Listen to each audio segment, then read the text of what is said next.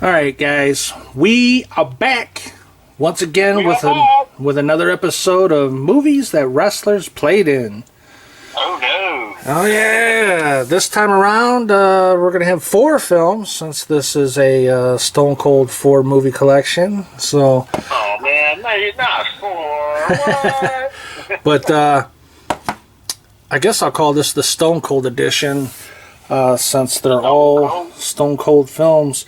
You know, speaking of Stone Cold, I haven't seen him in really any movies as of lately in the past few years. So I don't know. Maybe he's retired from movies. You know. I think he's doing like a podcast and shit and like different stuff right now. Right. But let's see what we got here. The far left top here, we got The Stranger. Okay. And then we got Hunt to Kill. Okay. And then we got The Package. And then we got Maximum Conviction here. And these films never hit the theaters. These went right to DVD and Blu-ray. So they're all straight to DVD. Huh? Right, like the lower budget type action films. Yeah. Now, it's been a while since I've seen these, but I remember I liked Hunt to Kill. I thought that was a pretty cool movie. You know, I think right after The Expendables, he done this film, and he pulled Eric Roberts into this film, had a cameo since he was in Expendables, and Gary Daniels. Who was also in the Expendables, so and he ended up fighting Gary Daniels. They had a cool fight scene in there, and it's a pretty decent film. I liked it. You know. Yeah. What'd you think? I haven't seen it in a long time. Wasn't it like he was chasing them because the guy had his daughter or something? I think so. Yeah, I think so. It's been a super long time since I've seen that movie, so can't remember it too much about it, but Right. Yeah, same here. If it serves me right, I think he had like they abducted his like daughter or something, and he had like chase them through like the woods or whatever. Right. Yes. It's something like that. And I believe Eric Roberts gets killed. I think around the beginning of the film. Of course. And it's a good movie. I mean, like I said, I haven't really seen any of these in a while, so I kind of vaguely remember them. But I remember the fight scene because I've seen the fight scene quite a few times on YouTube. It was pretty decent with him and Gary Daniels. The Stranger, I think, doesn't he like lose his memory in this film? Yeah. Like I said, it's another one of them movies I haven't seen in a long time. So, but I remember it vaguely. Like he's got like amnesia or something, but he knows like Right. Like he's still after people or something like that. Yeah, it reminds me of like the Bourne Identity type shit. Yeah, it was kind of like I remember it being along the lines of something like that. Right. And then we got The Package, which has Dolph Lundgren in it. Yeah, now that I do remember because that was a really pretty good ass movie. Yeah. And he has a cool fight scene in there with what's his face, a martial artist who's been in martial art films. I forgot his name. It'll probably come to me in a minute, but I think he has a cool fight scene in this film as well as the Hunt to Kill. Yeah.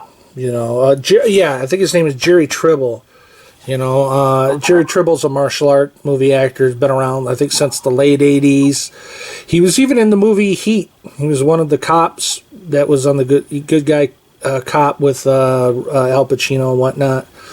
But yeah, decent movie. Action's cool to see, you know, Dolph Lundgren and whatnot. And then we got Maximum Conviction with Steven Seagal. Yeah, with a very tubby and slow Steven Seagal. Well, I mean, he's getting older, so you can't really can't bash on him too much. I mean, the guy, I think he's in his late 60s now. I know, but I'm saying when I remember watching that Maximum Conviction, And if you're a fan of Steven Seagal like I am, you remember him in like the '90s and '80s movies, Right. Well, that was his best run. Of his like his fighting style, and then you see him try to use that fighting style in knowing that he's older, he's packed on some weight, right? And when you see him try to use that fighting style that he's always used. And you right. see, he just doesn't have the pep, and it made it look like it was really slow. It's like whoa, whoa, whoa, whoa, whoa. Well, right. Plus a lot of quick editing and a lot of body doubles. You notice that, so a lot of it probably isn't even him. Just like face shots and maybe a few moves here and there. But I mean, which I can kind of understand because, like I said, the guy is somewhere in his 60s. You know, but you got to think Maximum Conviction probably came out in I know it was like several years ago. Oh yeah, at least it had to been at least over 5 years ago. But even then, I mean, I don't know. He's older, obviously. I'm not ragging on him. I'm just saying that he just wasn't the Steven Seagal that you remember. Right. Well, of course not. You mean everybody slows down eventually. But yeah, Steven Seagal's best run, would have to be obviously the late 80s into the 90s. Yeah. He did a lot of really cool films like, Above the Law and, Marked for Death. Out for Justice. Right. Under Siege 1 and 2. It was some cool shit. We can sit here and go on and on and on about Steven Seagal. Well, he's done quite a bit of films, over the years, Yeah. and I believe he's still pumping them out every once in a while. He's got films. He even did one where he had a fight scene with Mike Tyson, which was pretty cool, and he lost, which was crazy because usually he never loses. You know? So and you know what? That's something that always got me about Steven Seagal movies. And, like Out for Justice and all those movies like that.